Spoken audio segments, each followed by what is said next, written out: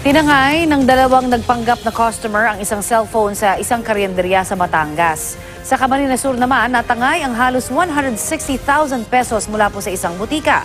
Ang mga balitang nahuli kam, hatid ni Marisol Abduraman. Dahan-dahang pumasok ang lalaki ito sa loob ng butika sa Naga City, Camarines Sur. Unang umakyat ng mesa ang suspect at may ginawa sa kisame. Sunod naman itong nagtungo sa likod ng cashier area kung nasaan ang vault na naglalaman ng kita ng butika. Ayon sa pamunuan ng butika, halos 160,000 ang natangay ng salarin. Sa kanilang pagsusuri sa CCTV, nakilala ang magnanakaw na mismong empleyado raw nilang si Janel Taroma. Agad na aresto ang suspect at nakuha ang ninakaw na pera. Walang pahayag ang suspect.